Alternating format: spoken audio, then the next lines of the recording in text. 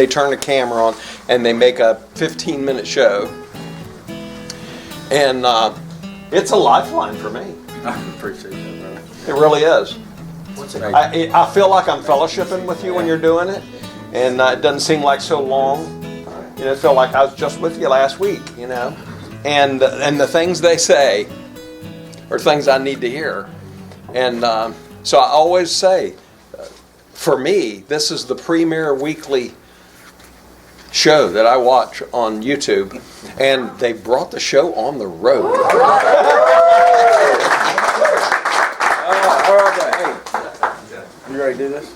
Yeah. All right. That's amazing. I can't wait to watch it back myself. Because we got no clue. Here we go. Where it's gonna All right.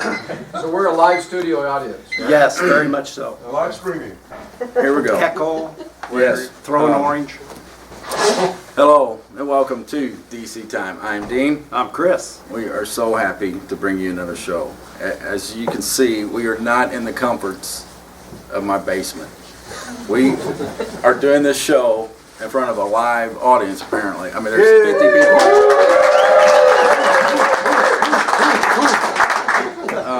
It's a very rude audience that keeps interrupting. Yeah, no. So Steve asked us to do this. We was like, yeah, sure, we'll do it. And then as it got closer, anxiety sits in. John mentioned something about public speaking and a poll, and that people would rather die than public speak. Chris and I are not, as you know, public speakers. We are not teachers. We're just sharing our journey. So we're doing this in front of them. You may hear, that's why I mentioned that, because they're all looking at us. And but as that anxiety, something washed over me, and it's Father. It's like, be still. No. And we know some things. We know that here, and these people know, there's a spirit of unity. That is fact. I know that I could scrap everything, what I think I'm going to say here, and just turn to Ephesians and just read a few words like grace and peace from God,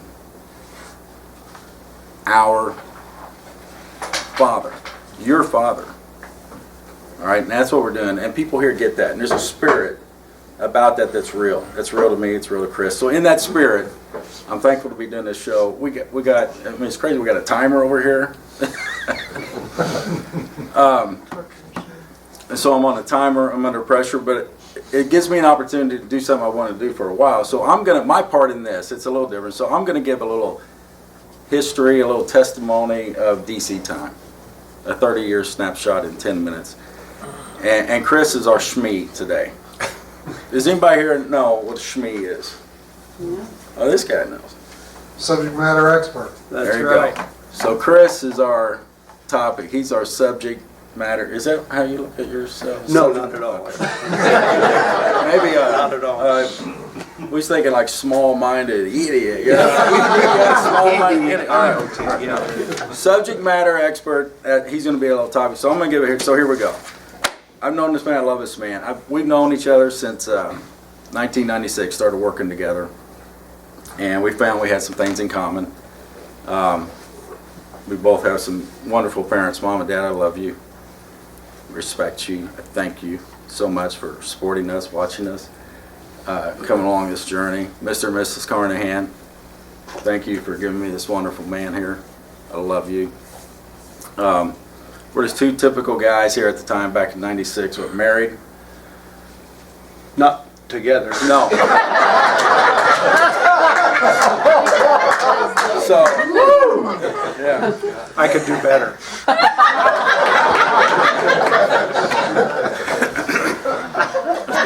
Sorry. No, it's good. Married. Wonderful kids. Amy is here. I love you, Amy. I love you, Amy. I love you. I thank you for your support, for teaching me about the sovereignty of God. I thank you for being on this journey. Beth, Chris's wife. I love you, Beth. And I thank you for sharing Chris, allowing Chris and I to do what we do and all the time that it takes for supporting us. Okay, so in '96, so we're working together. We're two typical Protestant dudes. We both attend Baptist churches, different ones. And we got all these things in common, and we're doing the things that's, I don't know, that you would do. We need, but what we found, we needed something better. We needed a better peace. We needed, a better way. And looking back, I'm realizing we needed a better God, and so we're searching, and we're doing these things, and all the things that everybody here probably relates to, things like, for our upbringing, it was all the men's groups and the Bible studies and the revivals and the getting people together and getting teachers together, and we were going to Promise Keepers. Yeah. And we're doing all that stuff, and there's a lot of good stuff. Yeah. But we're struggling.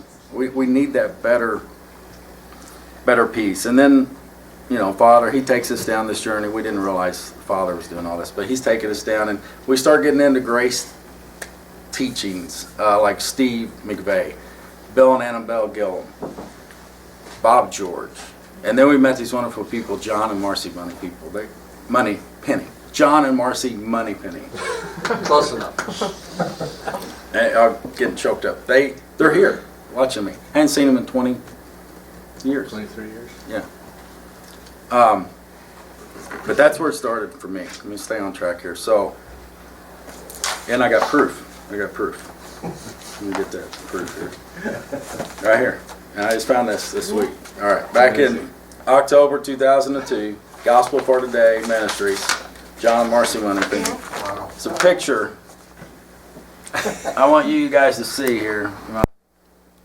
DC time. There you go.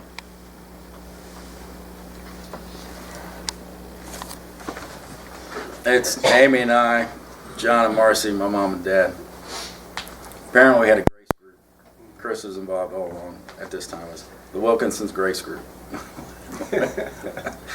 All right, Dean, John, and Danny will be working together to present the 2003 Stand Firm Men's Conference in Evansville, Indiana, February 7th and 8th, 2003. At that conference, I had no idea what God was doing in John and Marcy's life at that time, but at that conference, this is a conference Chris and I and my dad would help get together, a Baptist men's group. So there's deacons there, pastors there, my mentors, big group of people. We could get a crowd. There's a guy there, Grant Miller. Is this right? Grant Miller ends the conference, my memory, ends the conference and ends his talk with an unmistakable claim that Jesus Christ is the Savior of the world. A lot of people say, oh yeah, he's the Savior of the world. But no, it was unmistakable. He was claiming that all people are saved. All people will be saved. All. Amen. Mic drop.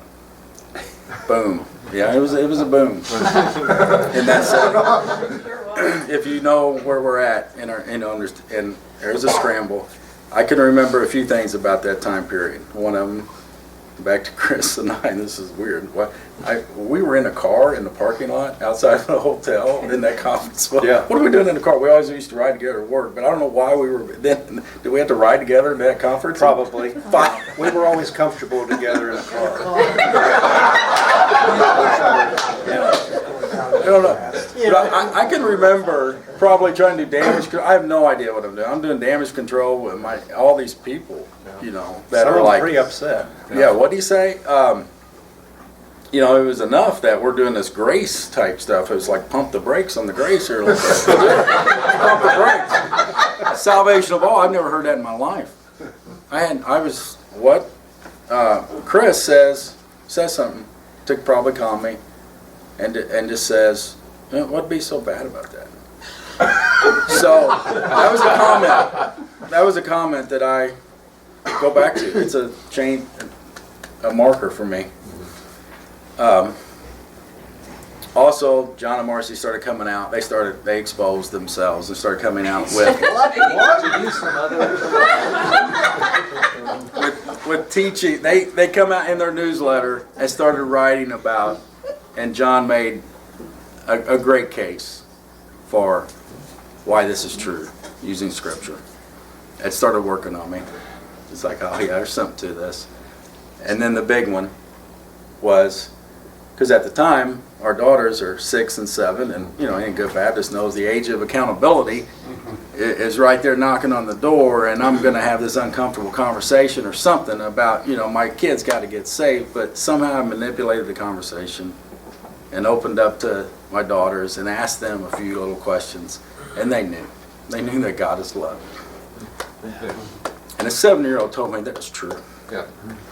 I picture it like this, like when it happened for me that time, back in 2003, that there's these celestial beings saying, running, scrambling around, saying, Papa, is it time? Are you going to turn the light on for your beloved son, Dean? Is it time? The light's coming on. So a little light come on then. When it hit, I knew it was real. I knew that I was telling Amy in our kitchen that this is right. You get Billy Graham, get my parent, get everybody in the world. I'm going to tell them it's right. It's right. So from there, from 2003, let me skip ahead to 2021. I went on a journey. God took me on a journey. Chris came along with me, and it's an amazing journey of realizations and learning. But there was a lot of struggles. It wasn't until just recently that a lot more peace come in about what are we doing, what Father's really doing, and I'm just so happy I'm not in a fight anymore with anybody. And I wanted to say this struggle, what I'm going to end with and turn it over to Chris is and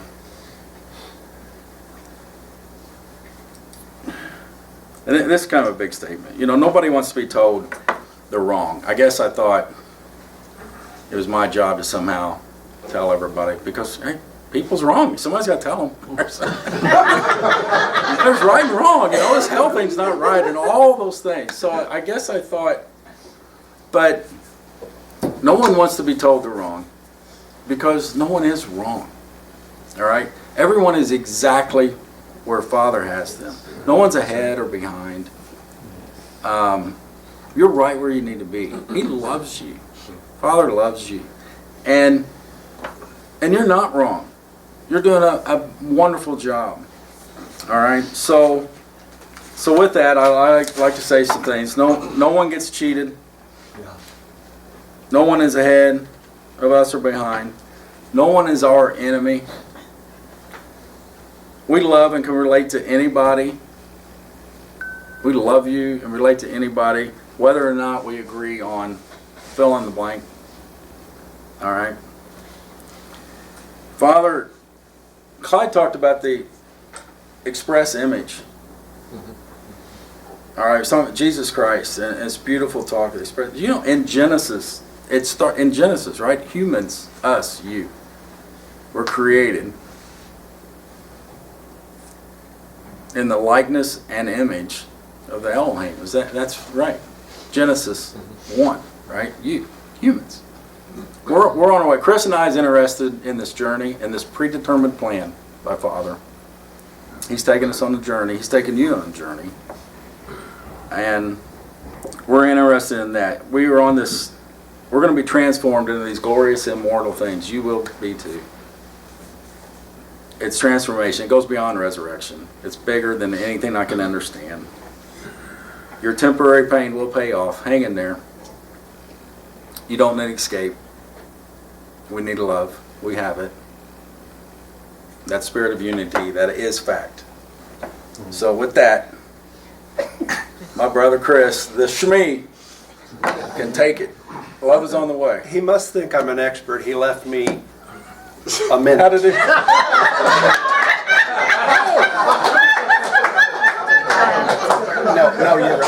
You're right. I'm teasing you. I got 15.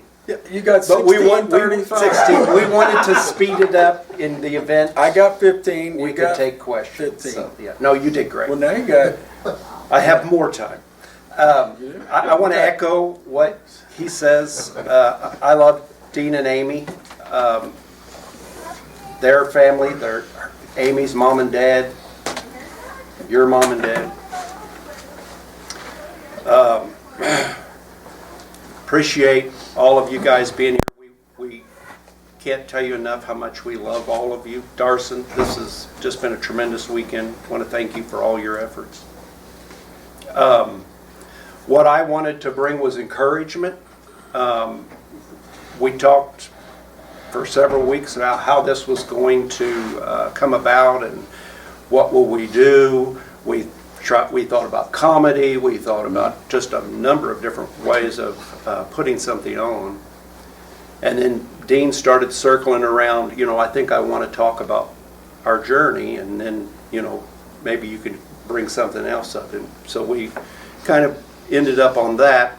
We weren't going to do the live show. We were, then we weren't, and we couldn't figure out how that was going to look or how that was going to go. So this is great, the way it all worked out.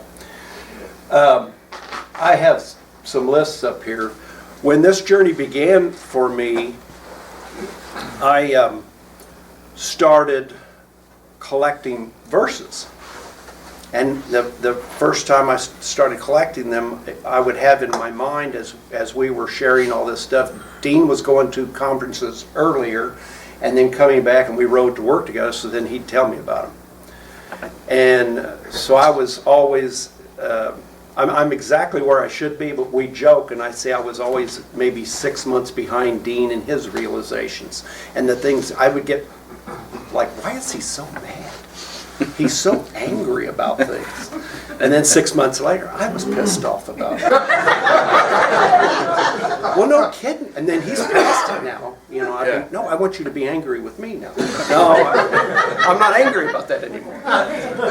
So it was very strange in that regard. But anyway, I was collecting verses, and the intention then was these were going to be what I used to convince other people of what I believe. Because we were deep enough into the journey that we realized this stuff doesn't land real well with everybody. It was shocking. I thought, like you've heard all this weekend, people thought this is the greatest news, and everybody's going to clamor to it. And that's not what happens. And really sweet, loving people, and they're still sweet, loving people, but they're in blindness. And Clyde's got a great show on how do we deal with blindness, and I've returned to it a number of times. So I was drawing this list up, and I encourage you to do this. Collect scriptures, and I have them in my phone. You just scroll, and I would sit and read these, and the piece would be amazing. Well, then I started putting them under topics: sovereignty / human free will. My idea was I could combat the opposing views to these things. And Father had an entirely different plan. I didn't realize I was arming myself for battle, and we talk about all the time who our battle is with, but we get sidetracked with all of us bumping into each other here on earth, and we think we have all these differences, and we draw our enemies. Turn on the news, you can see it. We get to the point where we start throwing bombs at each other because we don't agree with one another.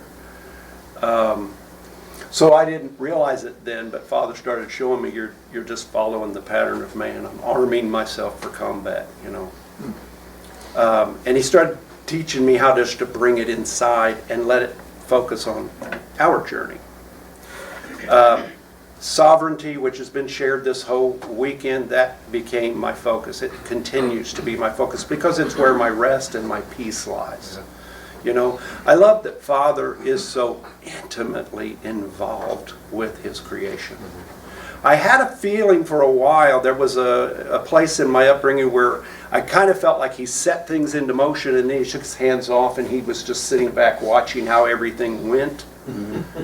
And that's a horrible way for a God to run things, It doesn't take long for stuff to go flying off in every direction, that you wouldn't want it to.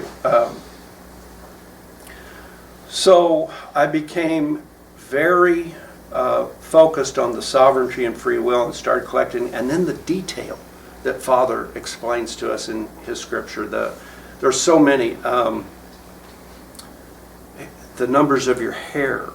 You know, the hairs on your head are numbered. Not a sparrow is forgotten before God. He didn't just hang the stars, he calls them each by name. You know, you begin to realize the incredible detail.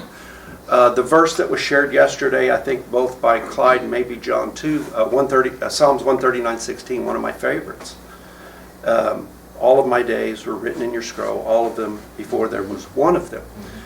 The other day I was looking at, that's a verse I use when I'm sharing with friends because it amazes me. I still can't hardly believe that that's true for each one of us, but it is.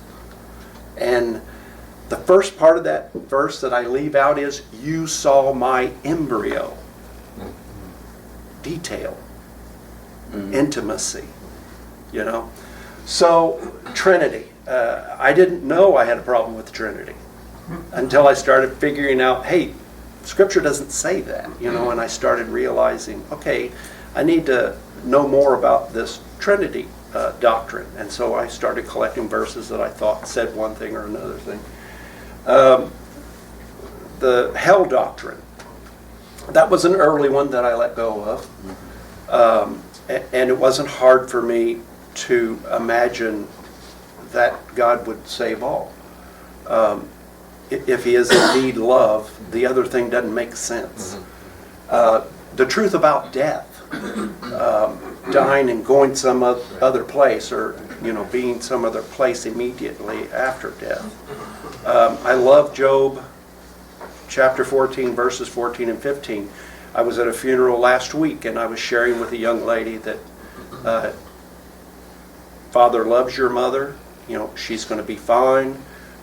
Job says, if a master dies, shall he live again? And he knows something about death because the next statement is, I will wait my enlistment. You shall call my name, I will hear your voice. Father longs for the work of his hands.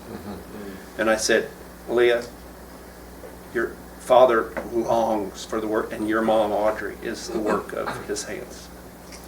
And so you're fine. She's fine, you know. I love those verses.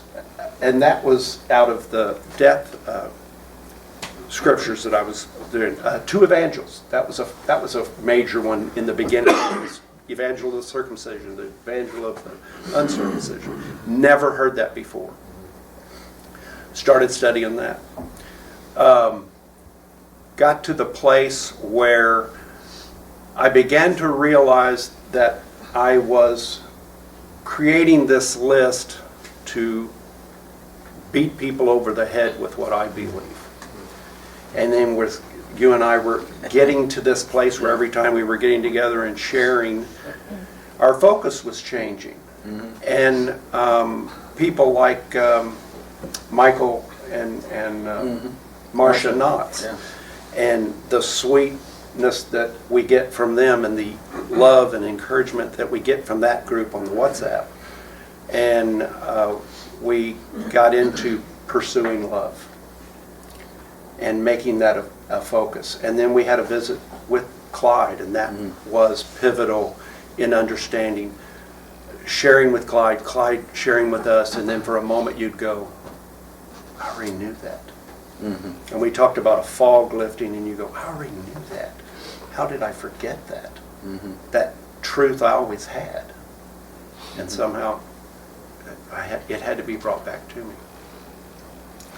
So these verses I still have in my phone. I still go to them. But then Father began changing me as I would read these verses. And then he began showing me that I could start applying so many verses to one title. And I would see a verse that I had under death, and I'd go, that really could be a sovereignty verse. It could go here. And then I'd find another one in the two Gospels. I'd look at that and go, well, he's Paul was a choice instrument. Sovereignty. That could go under. So I was going to get up and start erasing the titles, and Yeah. I discovered that everything I had collected over years all went under sovereignty, versus human free will. And I don't know exactly how, but that was a huge softening of my own heart to know that he is that intimately involved with his creation. So I continue to go to that list and look at it, and I'm adding to that list. I'm about where I was wanting to ask you if we could open it up. Yeah, we can just, I think that's how we wrap it up. We'll tell our DC time. Thanks for joining us. Yep, We love you. We'll see you all next week. next week. Take care.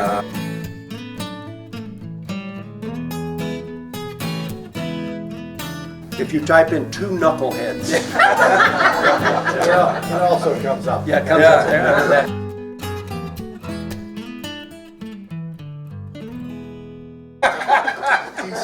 DC time, Dean and Chris time. We look beyond the circumstance. Yes, looking beyond Even the if it's circumstances. painful. Yes, And we see the loving Father yeah, working all for good. right.